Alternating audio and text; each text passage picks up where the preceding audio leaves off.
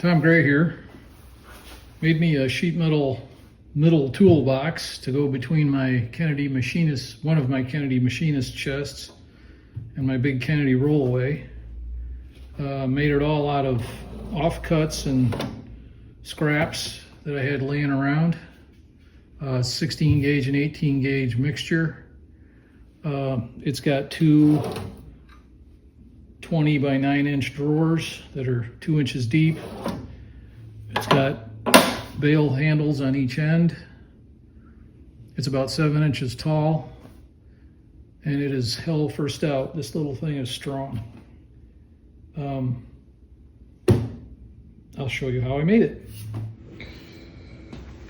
First, some cereal box engineering. Grape nuts flakes. So to fit under the Kennedy Machinist box and fit some conventional drawer slides, I'm going to make it 9.5 deep, 21 inches wide, and 7.25 tall with two 2 3/8 inch drawers, so I can get a good strong member going across above and below the drawers. It'll all be made out of 18 gauge and 16 gauge scraps that I've got laying around. There is a Kennedy box similar to this. It's called a C28. It's basically the same thing. So why am I not just buying one of those? I can get one for about $100 used, but pretty beat up off Marketplace or eBay. But then I got to either go get it or get it shipped, and ends up being about $150, $130, $150. And this is all stuff I just have laying around. The only thing I have to buy are the drawer slides. Step one, I'm actually going to do the drawer faces first. So this is a piece of 18 gauge where I folded the flanges. I cut it to width and then folded the flanges on my flange brake. So I'm going to do, and I just played around with the adjustments to get the bends right and the angles right and the profile right. So now I'm going to cut and fold 2 drawer faces.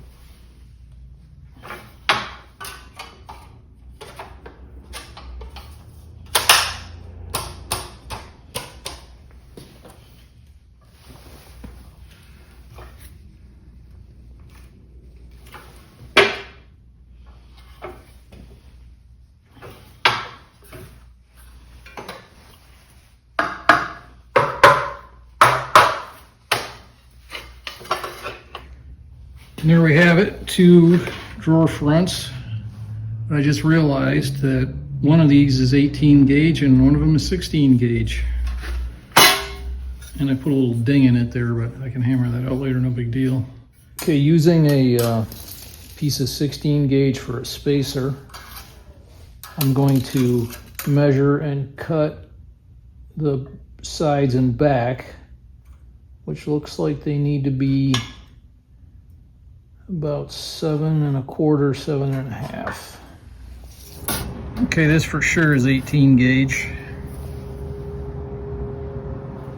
And I'm gonna cut it because it's got to wrap all the way around the back and sides, one long piece.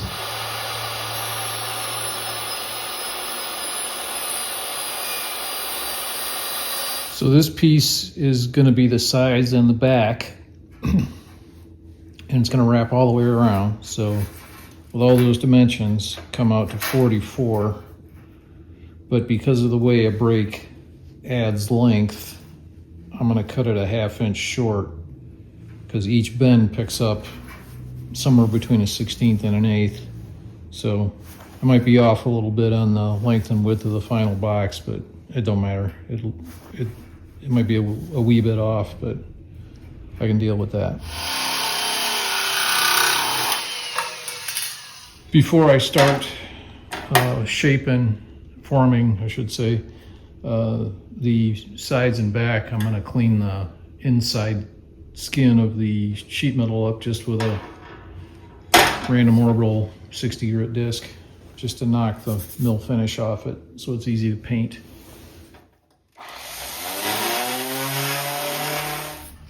I set the flange brake up and moved the stop down to provide a 1-inch flange, which I'll fold on each end of the sides and back panel.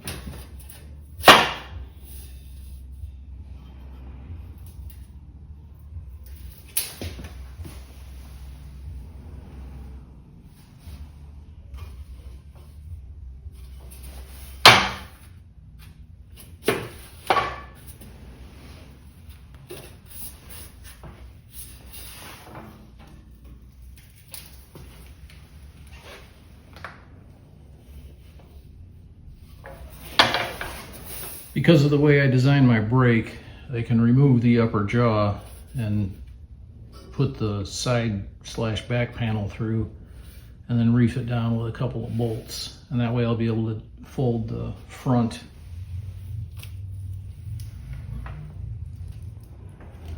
a little higher angle here so you can see what's going on. Here's the side panel, 9.5 inches from the edge of the front jaw to this stop that I put in, which is a piece of garbage picked sheet metal grill table. And the back is out the front of the brake. So I'll fold this here, flip the panel around, put the other end against the backstop, fold it again, and I should end up with my 3-sided front-back side.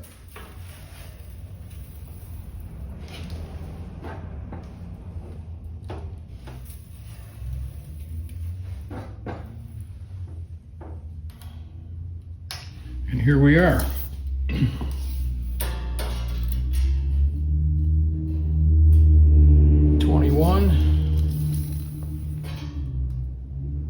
Nine and a half.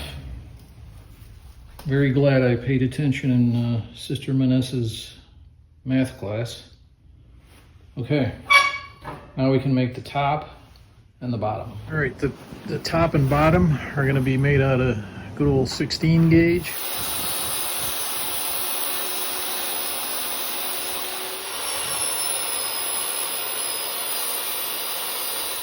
Once again, before continuing, I'm going to dress up the edges and sand the interior with some 40 grit to get it ready for paint.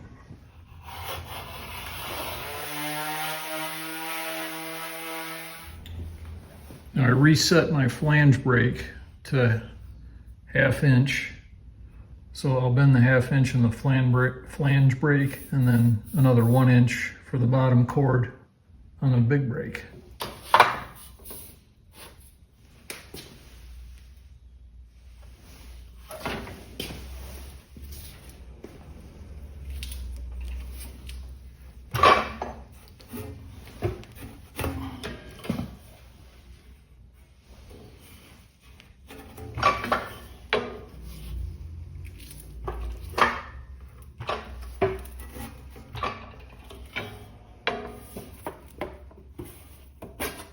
Okay, once again, kind of a bird's eye view.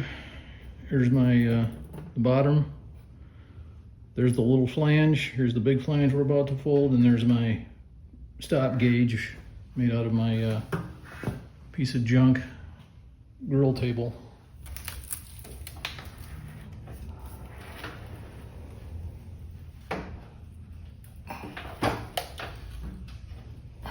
And there's the result. I'm going to overlay the bottom, the face of the bottom in front of the face of the upright on the side. So to do that, I'm going to cut out this little area on both sides. To create a nice radius on where this flange meets the vertical flange. I'm just going to take a center punch. It's actually a transfer punch. Mark roughly a 1/4 inch, or sorry, an 1/8 inch away from each edge that I'm going to cut. Drill a hole in it.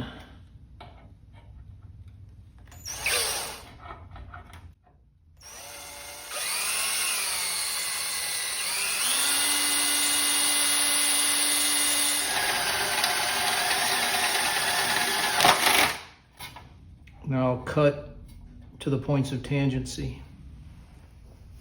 And I'll do that just with the Dremel with a little teeny cutoff wheel.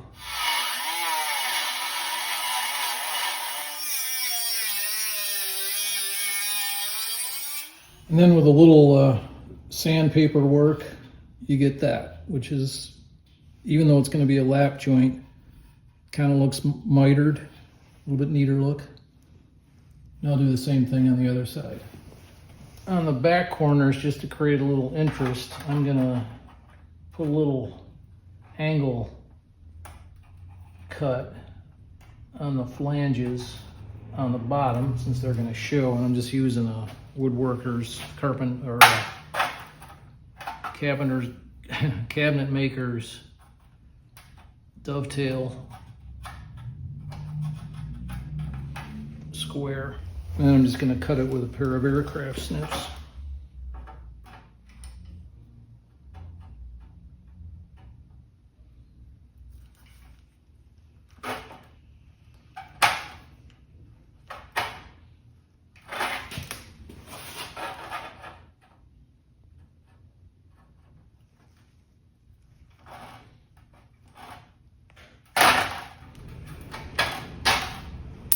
It'll clean up with a file and that'll be good to go. To start folding up the bottom, I'm going to mark the ends of the rear flange, and I'll fold it up.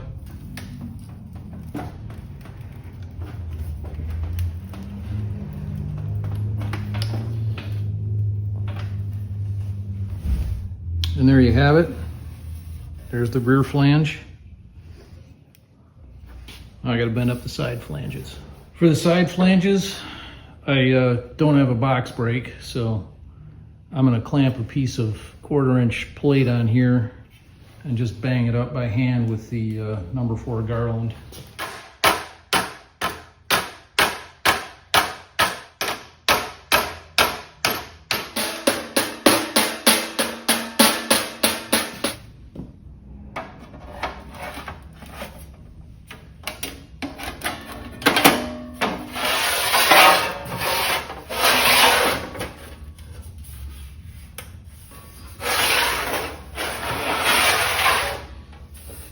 Just tighten these seams up a little bit.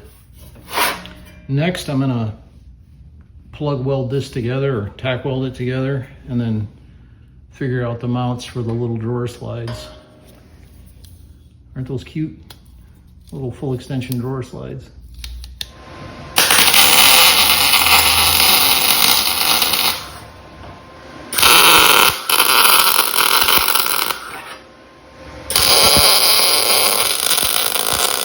After every weld, I obsessively recheck it for square and recheck the diagonal measurements to make sure where everything is even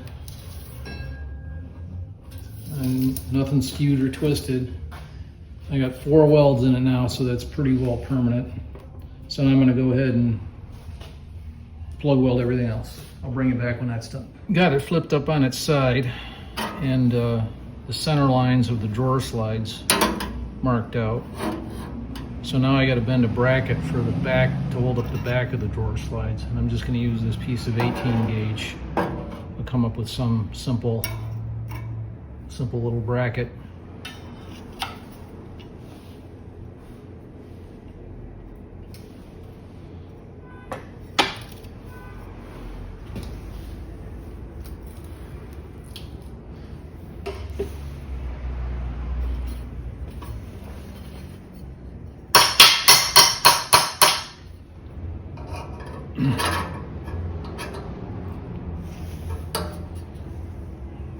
Okay, that'll fit in just nice.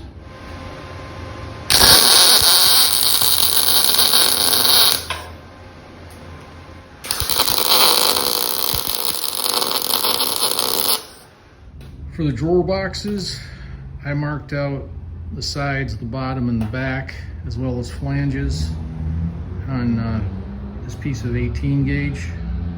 Turns out I'm gonna have to make one drawer out of 18 gauge and one out of 16 because that's the material I got left. But that kind of works out because of the screw up I made on the drawer faces. So everything kind of comes right in the end.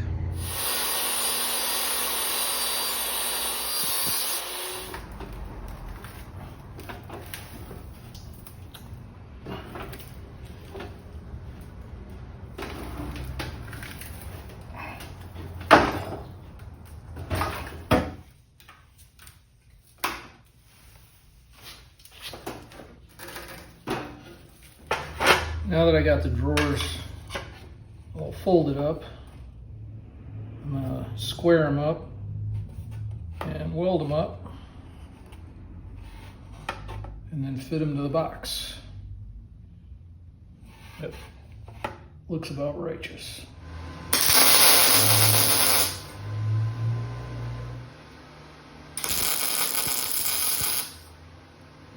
And there's the two drawer boxes all welded up and sanded, and everything's nice and smooth, and drilled holes for plug welding the faces on.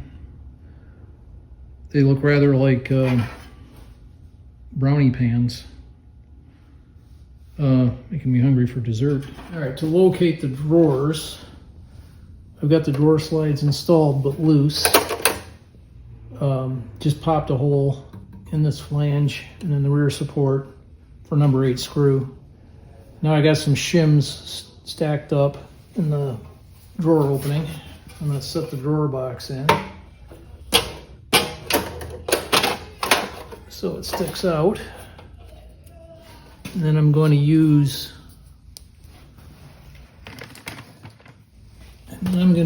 a marker to strike a line right down the center of the drawer. So we need to drill holes along that line. And then to get the depth, I'm just going to take a piece of scrap and measure back to the center of that oval hole right there.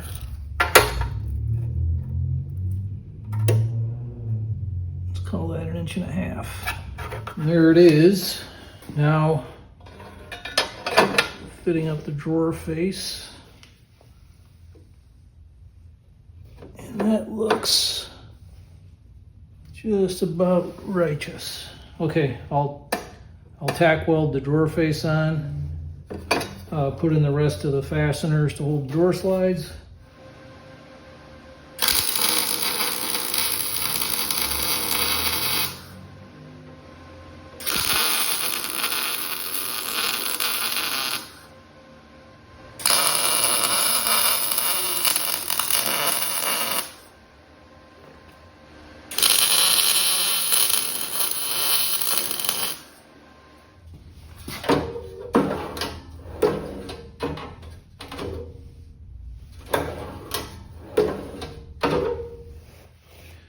Mounting the upper drawer is much the same as the lower, except I'm placing these 2 straps, which are just hardware store reinforcement straps. They're 3/16 thick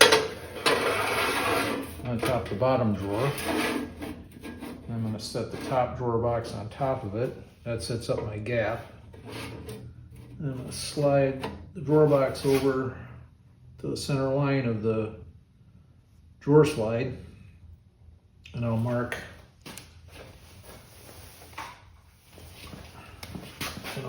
that position. Now I will just strike a line. Then to create the back set, or the first screw hole, I'm going to go 1.5 inches back, just like on the lower drawers.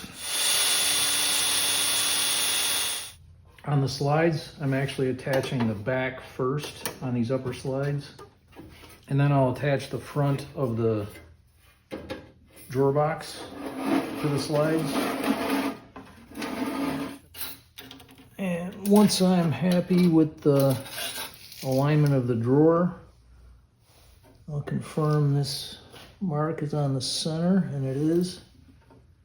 So I'll drill and attach the front of the slides. And after a bunch of finagling with the fasteners, top drawer's in.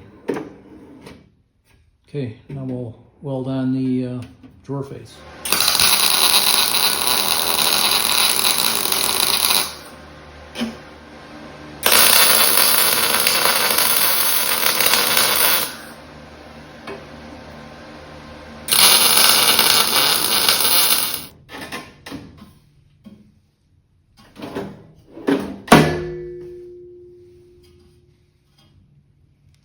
Just a little bit of trimming here. We'll get that a little bit later. First step in mounting the top is I got to cut out this little piece here of the upright to make room for the top to drop in. I'm just going to do that with the good old Dremel with a cutoff wheel.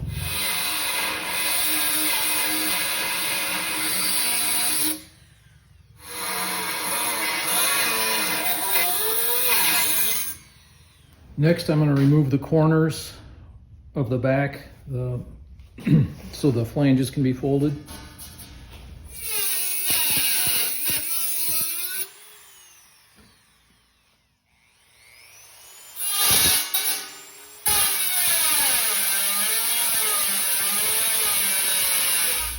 Because of the way I designed my brake, I can kind of use it as a pseudo box brake. So I'm hanging the front flange off the edge. I'm going to fold this flange down so it runs inside the side of the box.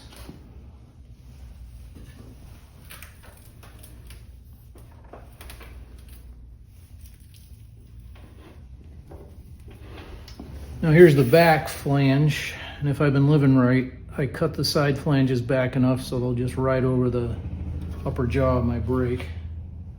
Find out.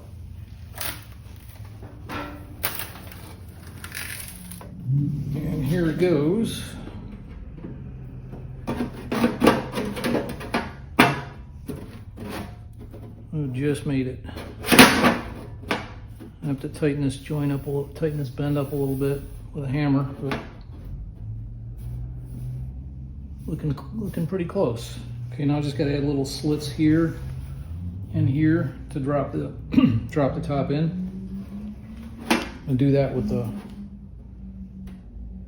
ankle grinder.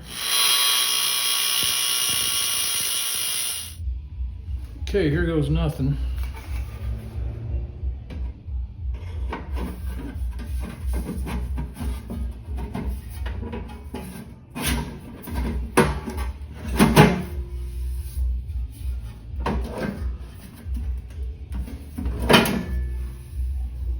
Fits pretty good. Leaves me my little ledge around the edge to register either a top or another toolbox. Okay, I'm gonna sand this thing up and grind it up and smooth everything out. Okay, everything's squared up.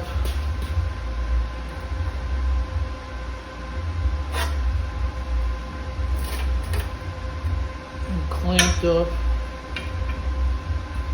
And I've got my, just using a piece of 1/4-inch plate here to make sure my registry on the top is the 1/4 inch that I want. Now I'm gonna contort the MIG gun in here and plug weld this corner.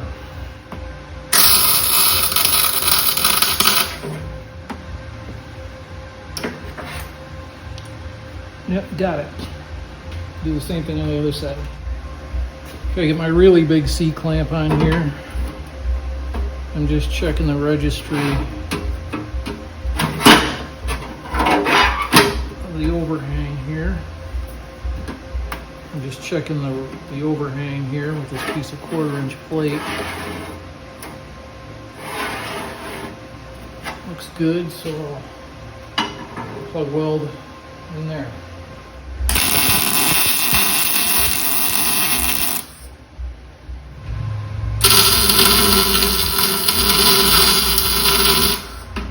And that should be enough to check her for final fit.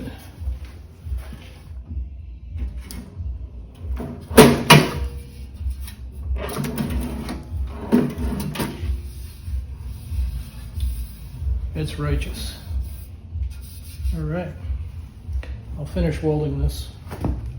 To make the drawer handles, I put together a couple of these high-tech dies made out of dirty plywood and some number 8 screws. I'm going to take a strip of 16 gauge and my vise,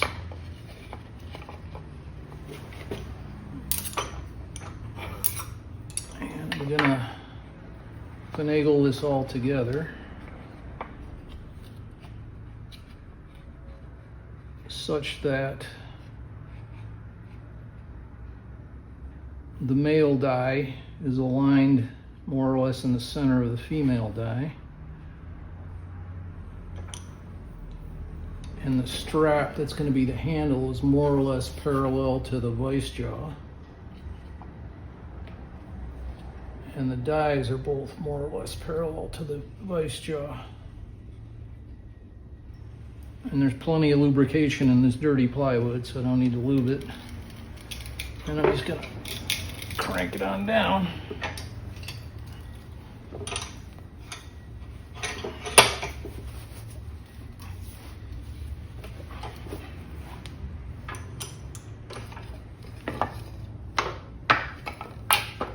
There's the basic handle. I'll trim this off and weld it to the drawer face.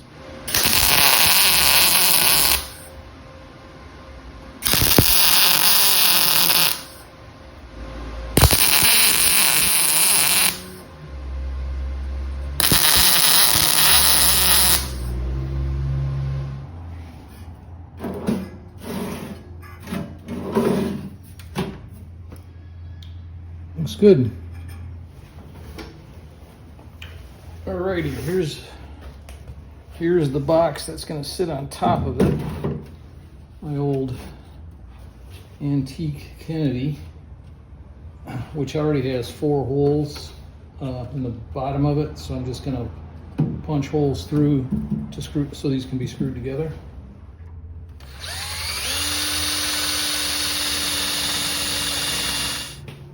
And I'm going to pop some holes in the bottom to mount it to the base cabinet.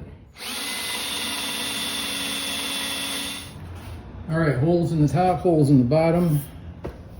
She's all done. So now I'm going to disassemble it, take the drawer slides out. I'm going to go around just with a spoon and just tighten up some of the flanges. Just gently closing some of the gaps, just for appearance sake. Go all around, do that. Then sanding, and more sanding to get this thing ready for paint. So, before I go any further, I'm going to paint the drawer bottoms and the inside. Just give it a coat of my burnished amber, which kind of matches the Kennedy toolbox color. So I cleaned it up with wax and grease remover, and I'm just going to give it a little Windex, and then I'll paint it.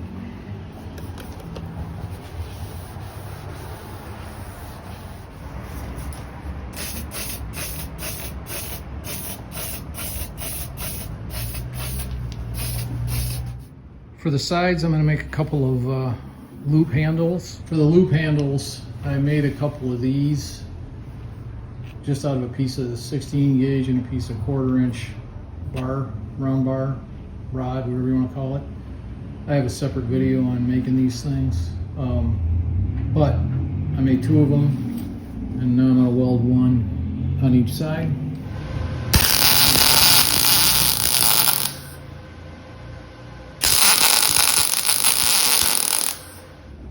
Okay,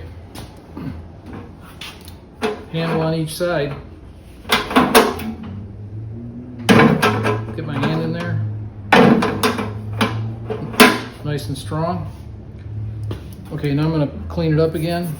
A little wax and grease remover, maybe sand it a little bit more, and paint the outside.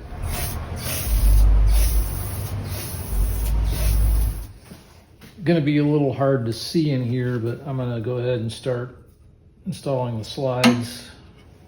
But instead of just looking at my back, I'll bring you back when they're installed.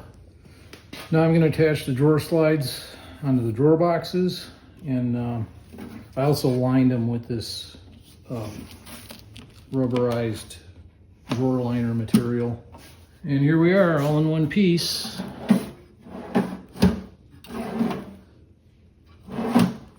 Let's put it in place. Mounting it, I'm going to screw it down to the wooden top of my large Kennedy toolbox. Next step is to put on the upper Kennedy box. I just put a piece of that shelf liner between the two. Get this aligned. And on it with some number 8 screws.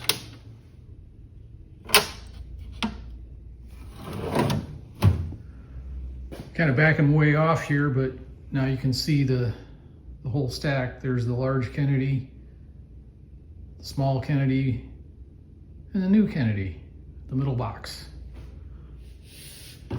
Now comes the fun part, getting fill the drawers up with tools and such. So as you can see, the color match is not bad.